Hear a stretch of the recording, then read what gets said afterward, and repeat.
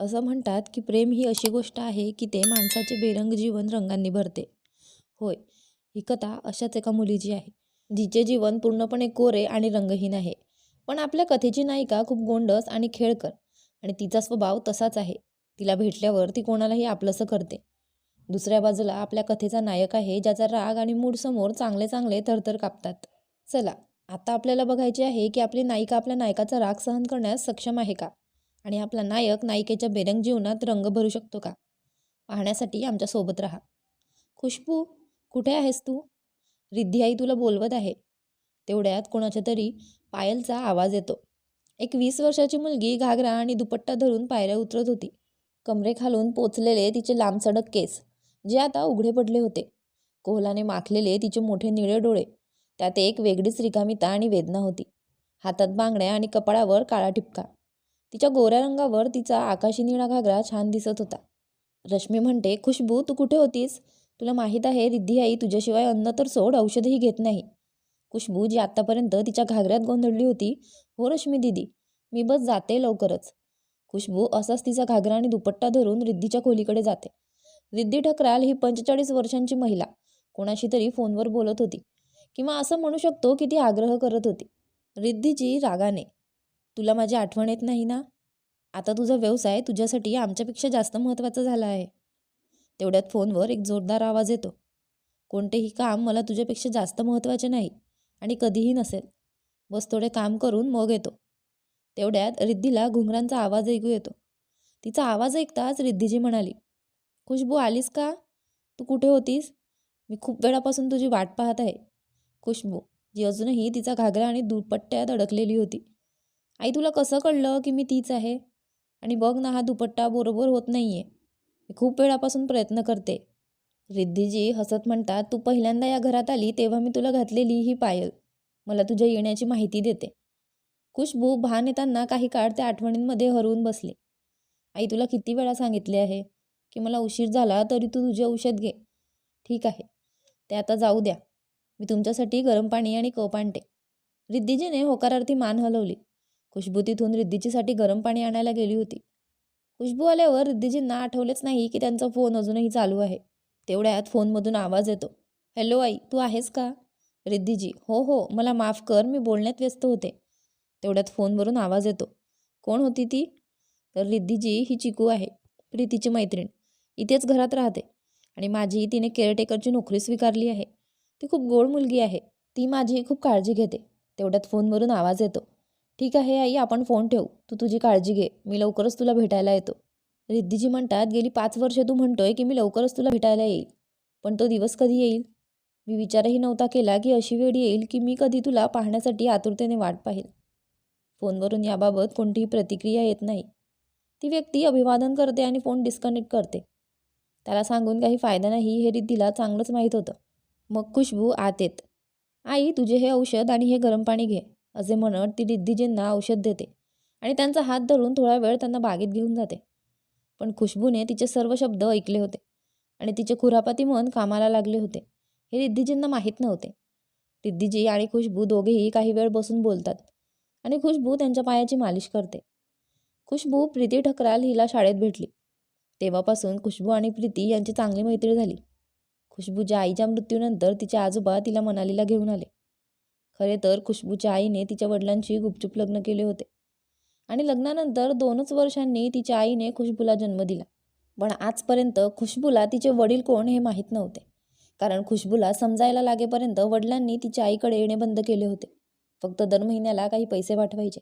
हळूहळू आईसोबत सुरू झालेला खुशबूचा संसार प्रीती आणि श्रुतीसोबत संपला.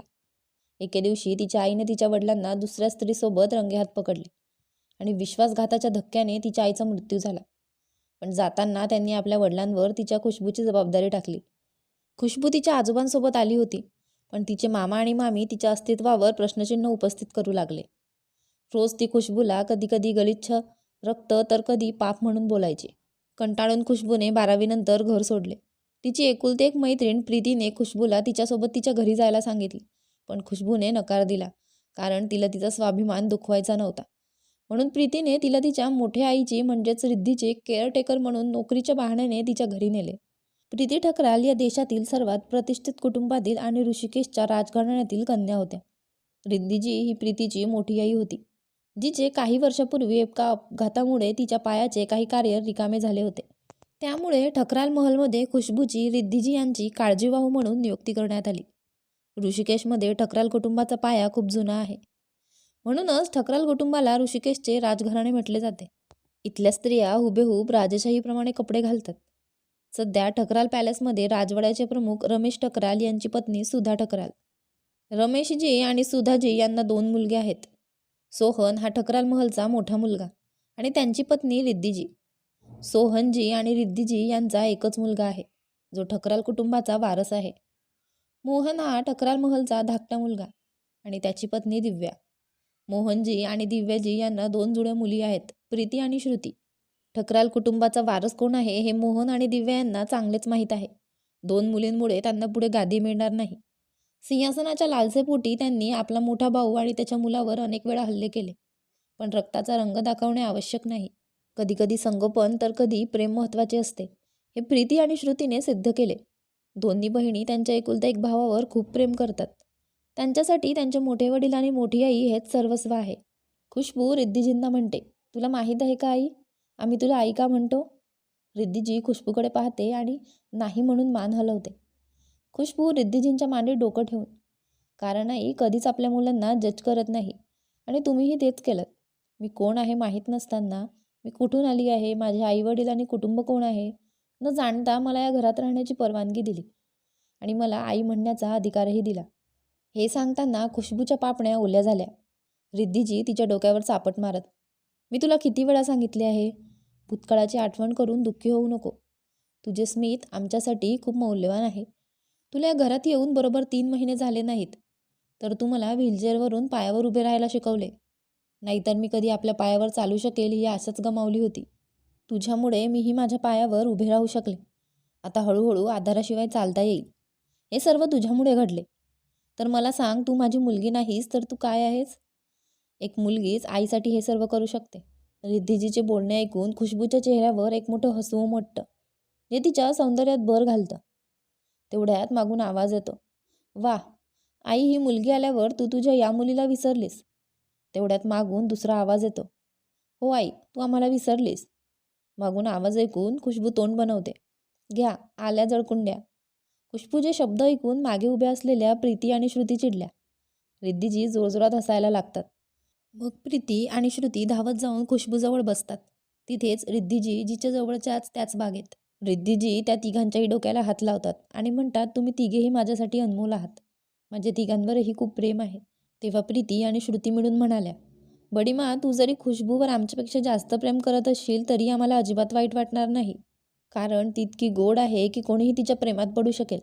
आणि एक महादेव, जे देवाने तिला इतका सुंदर चेहरा दिला आहे, वर ती तिच्या चेहऱ्या इतकीच मनानेही सुंदर आहे.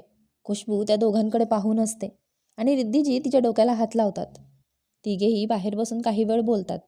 मग प्रीती रिद्धीला काही बोलते तेव्हा खुशबू तिच्याकडे बघते. खुशबू रिद्धीला म्हणते, नाही आई, आम्हाला जायचं नाहीये. मग प्रीती रिद्धीजींना म्हणते, बडीमा, 2 दिवसांनी कविता महोत्सव आहे. हा ऋषिकेशमध्ये आहे आणि खुशबूला लिहिण्याची आणि वाचनाची किती आवड आहे हे तुम्हाला माहिती आहे. मग आम्ही दिवसांनी 2 दिवस तिथे जायचे का? खुशबू, जिला माहीत होते की रिद्धीजी तिच्याशिवाय जेवण तर सोडा औषध देखील घेत नाही, नकार देत ती म्हणते, नाही आई, आम्हाला जायचे नाही. रिद्धीजी खुशबूच्या डोक्याला हात लावताना म्हणतात, तू मला खायला दे आणि जा, मग परत येऊन मला औषध दे. असो, कविता कार्यक्रम फक्त 2.5 तासांचा आहे आणि आम्ही तुम्हा तिघांसाठी VIP पास घेतले आहेत. खुशबू आनंदी म्हणाली, काय, खरंच आई, आपण जाऊ का? रिद्धीजी खुशबूच्या डोक्याला हात लावत म्हणाली, तुला जायचं होतं तेव्हा का नकार दिला? खुशबू काहीच बोलली नाही, फक्त मान खाली हलवली. प्रीती आणि श्रुतीला परमिशन भेटताच रिद्धीला मिठी मारतात. असे बोलत चौघेही राजवाड्यात जातात. खुशबू रिद्धीला त्यांच्या खोलीत नेऊन बेडवर बसवते. म्हणते, आई, तू आराम कर, मी पुस्तक घेऊन येते, मग तुमच्या बाजूला बसून वाचते. रिद्धीजीने होकारार्थी मान हलवली. खुशबू रिद्धीजीला झोपवल्यावर ती तिचं पुस्तक वाचायला बसते. पण काही वेळापूर्वी जे घडलं ते ऐकून तिच्या खुरापतीच्या मनात खुरापतचा जन्म झाला. आता खुशबू तिची योजना राबवण्यासाठी सज्ज झाली होती. खुशबू मनात विचार करत म्हणते, मी फक्त एवढ्यासाठी आईला आई म्हणाले नाही, ती माझ्यासाठी माझ्या जीवापेक्षा जास्त मौल्यवान आहे. आणि तुझ्या येण्याने तिच्या चेहऱ्यावर हसू आणि तिच्या आयुष्यात शांतता येईल. मग तुलाही ते यावेच लागेल आणि मी ते करेलच. हा सगळा विचार करून खुशबू हसते आणि उठते आणि रिद्धिजींच्या फोनवरून एक नंबर तिच्या फोनमध्ये नोट करते. काही वेळ रिद्धिजीजवळ बसून खुशबू वाचते आणि मग त्यांच्यासाठी चहा करायला स्वयंपाकघरात जाते, जिथे तिला प्रीती आणि श्रुतीची आई दिव्या ठकराल भेटतात. दिव्या ठकरालजी फक्त खुशबूला आवडण्याचे नाटक करते. ती हसून खुशबूला विचारते, अरे बेटा, तू इथे काय करतेस? प्रत्येक वेळी खुशबूला असे वाटते की दिव्याजीला ती अजिबात आवडत नाही. पण मग ती हा विचार करून झटकून टाकते आणि तिला प्रेमाने म्हणते, हो काकू, मी आईसाठी चहा करायला आली होते. त्यांची उठण्याची वेळ झाली आहे. दिव्याजी हसतात आणि तिथून निघून जातात. खुशबू तिच्या मनात म्हणते, का माहीत नाही महादेव, आम्हाला त्यांचा स्वभाव अजिबात आवडत नाही. हा विचार करून खुशबू डोके हलवते. खुशबू चहा घेऊन रिद्धीच्या खोलीत येते. खुशबू रिद्धीला उचलून म्हणते, उठा आई, मी तुमच्यासाठी चहा बनवला आहे. रिद्धी उठते आणि म्हणते, अरे, आज इतक्या वेळेपर्यंत आम्ही कसे झोपलो? खुशबू रिद्धिजींना चहा देताना म्हणते, बरे झाले आई, तू विश्रांती घेतलीस. आता तू बाहेर बागेत जा, मी तुला व्यायाम करून देते. रिद्धिजी ही मान हलवून चहा पिऊ लागतात. दुसरीकडे न्यूयॉर्कमधल्या एका मोठ्या इमारतीच्या वरच्या मजल्यावर एक माणूस त्याच्या आलिशान कॅबिनमध्ये बसून काही फाईल्स वाचत होता, ज्याचं व्यक्तिमत्व एखाद्या राजासारखं होतं. तेवढ्यात त्याच्या फोनमध्ये बीप वाजते. सुरुवातीला तो त्याकडे दुर्लक्ष करतो, पण त्याच्या फोनवर राजवाड्याच्या नंबरवरून सूचना येतात म्हणून तो त्याचा फोन उचलतो आणि मेसेज तपासू लागतो. तो मेसेज वाचत असताना त्याच्या चेहऱ्यावरचे हावभाव कडक होत होते. मेसेजमध्ये लिहिले होते, तुम्ही कोण आहात आणि कुठे राहता? तुम्ही कसे दिसता हे मला माहीत नाही, पण तुम्ही आमच्या रिद्धी आईचे सुख आहात आणि तुम्ही कितीही व्यस्त असलात तरीही तुम्ही त्यांना एकदा येऊन भेटू शकता. कदाचित मुलासाठी यापेक्षा महत्त्वाचे दुसरे काहीही नसेल. कदाचित तुमची आई व्हीलचेअरच्या मदतीशिवाय चालायला लागली हे तुम्हाला माहीतही नसेल आणि कदाचित तुमच्या येण्याने तिला आदराचीही गरज भासणार नाही. म्हणून मी तुम्हाला एकदा आईला भेटायला या अशी विनंती करते. तिला तुमची खूप आठवण येते. तुम्हाला जाऊन 5 वर्ष झाली आहेत. सर, तुम्हाला परत यावे असे वाटत नाही का? कारण आई तुमची वाट पाहत आहे. मी खूप काही बोलले असेल तर मला माफ करा, पण हे वाचून कदाचित तुम्ही परत याल. त्या माणसाने मेसेज वाचताच त्याच्या चेहऱ्यावरचे हावभाव आणखीनच कठोर झाले. तो माणूस मनात म्हणाला, तू कोण आहेस ज्याने मला निरोप देण्याचे धाडस केले? याचे परिणाम तुला भोगावे लागतील. जर तुला आम्ही परत यावे असे वाटत असेल तर ठीक आहे. तुला शिक्षा करण्यासाठी आम्ही नक्कीच राजवाड्यात येऊ. मग काहीतरी विचार करून तो माणूस म्हणतो, हे घरातील कोणाचेही काम असू शकत नाही, कारण त्यांना चांगले माहीत आहे की आम्हाला आमच्या कामात कोणाचीही ढवळाढवळ आवडत नाही. तू कोणीही असलास तरी तुला शोधण्यासाठी आणि तुला शिक्षा करण्यासाठी आम्ही नक्कीच राजवाड्यात येऊ, कारण आजपर्यंत आम्हाला कोणताच सल्ला देण्याचे धाडस कोणी केले नाही. खुशबू रिद्धिजींना व्यायाम करून देण्यासाठी बागेतून घेऊन येत होती. तेवढ्यात तिला मध्येच अचानक रमेशजी भेटतात. रिद्धिजी रमेशजींना म्हणते, नमस्कार बाबा. खुशबू ही खाली वागते. स्पर्श करून रमेशजींच्या पाया पडून ते म्हणते, नमस्कार दादाजी, कसे आहात? खुशबूला सुरुवातीपासूनच खूप आवडणारे रमेशजी तिच्या डोक्याला हात लावून म्हणाले, आम्ही ठीक आहो बेटा, पण आज तू आजोबांच्या भेटीला आली नाहीस का? खुशबू डोळे खाली करून म्हणते, सॉरी दादाजी, आज मी आईसोबत होते. दादाजी खुशबूच्या डोक्याला हात लावत म्हणतात, बेटा, तू आईला खोलीत सोडून आमच्याकडे येशील का? मला तुझ्याशी काहीतरी महत्त्वाचं बोलायचं आहे. खुशबूने ही होकार दिला आणि रिद्धिजींना लिव्हिंग हॉलमधल्या सोफ्यावर बसवलं आणि स्वतः दादाजींच्या खोलीत गेली. रमेश ठकरालजी यांना खुशबू सुरुवातीपासूनच आवडली होती. 3 महिन्यांपूर्वी प्रीती तिला घेऊन इथे आली होती. तेव्हा आजोबांनी तिला कोणताही प्रश्न न विचारता आपल्या घरात जागा दिली होती. ते खुशबूला त्यांच्या नातिणीसारखी वागणूक देत होते. सुधाजी ठकराल आजी, ज्यांना खुशबू दिसायला आणि चारित्र्यानेही खूप आवडत होती. खुशबूला जवळ बोलावून ते म्हणाले, काय झालं बेटा, आज तू भेटली नाहीस? खुशबूने डोळे मिटले आणि म्हटलं, ते आजी, आधी मी आईसोबत होते, मग अभ्यासाला बसले. खुशबूच्या डोक्याला हात लावत सुधाजी म्हणाल्या, आम्ही ऐकले आहे तू 2 दिवसांनी काव्य महोत्सवाला जाणार आहेस. मग तू येताना माझ्यासाठी बाजारातून काही सामान आणशील का? खुशबू तिला म्हणते, ओहो आजी, ही पण विचारायची बाब आहे का? मी नक्की आणेल. मग खुशबू सुधाजी आणि रमेशजींसोबत बसते आणि काही वेळ बोलते आणि मग त्यांची परवानगी घेऊन रिद्धिजींकडे परत येते. खुशबू निघतात सुधाजी म्हणतात, एवढ्या गोड मुलीला कोणी कसं दुखवू शकतं? जर फक्त तिने होकार दिला तर आपण तिला कायमस्वरूपी आपल्या घरात ठेवू. मग सुधाजींचे म्हणणे ऐकून रमेशजी म्हणतात, जे घडू शकत नाही त्याची स्वप्ने पाहू नये. सुधाजी रडत रडत म्हणतात, एका अपघाताने माझ्या मुलाच्या आयुष्यातील प्रकाश का हिरावून घेतला? रमेशजी सुधाजींना शांत करताना म्हणतात, सुधाजी, काळजी करू नका, त्यांच्या आयुष्यातही प्रकाश नक्कीच येईल, तुम्हाला दिसेल. येथे न्यूयॉर्कमधील मोठ्या कार्यालयात एक माणूस त्याच्या वैयक्तिक सहकार्याला म्हणाला, शेफ, इंडियासाठी आमचे जेट तयार करा. उद्या सकाळीच आपण भारताला निघू. भारताचे नाव ऐकता शिवाचे डोळे आश्चर्याने विस्फारले, कारण या 5 वर्षात त्याच्या बॉसने कधीही भारतात जाण्याचा विचार तर दूरच आहे, त्याने त्याच्या तोंडावर भारताचे नावही येऊ दिले नाही. हो, पण तो दिवसातून एकदा त्याच्या आईशी बोलायचा. पण जाण्याचे नाव त्याने आजपर्यंत घेतले नाही. पण शिव काहीच बोलला नाही आणि फक्त मान हलवत कॅबिनमधून बाहेर पडतो. तो माणूस उभा राहतो आणि त्याच्या कॅबिनच्या काचेच्या खिडकीजवळ जातो आणि मनात म्हणतो, मला तुला भारतात बोलावण्याची खूप घाई होती ना, मी येतोय. पण तुझ्या आयुष्यात जी शांतता आहे कदाचित ती तुझ्यापासून हिरावून घेतली जाऊ शकते. आजपर्यंत मला सल्ले देण्याचे धाडस कोणी केले नाही, पण या सल्ल्याची भेट तुम्हाला नक्कीच मिळेल. तू लवकर आमच्यासमोर येऊ नको म्हणून प्रार्थना कर. इथे भारतातल्या ऋषिकेशमध्ये सगळं डायनिंग टेबलवर बसून जेवत होते. खुशबू रिद्धिजींनाही खाऊ घालत होती. तेव्हा सुधाजी म्हणतात, अरे खुशबू बेटा, तू पण आमच्यासोबत बसून जेव. नंतर तू एकटी कुठे जेवशील? मग खुशबू हसून म्हणते, नाही आजी, आज मला आई तिच्या हाताने खाऊ घालेल, तिच्या खोलीत आरामात बसून. आई आज मला जेवू घालेल, म्हणूनच आधी मी आईला खायला देते आणि तिला औषध देऊन मग आई मला खायला देईल.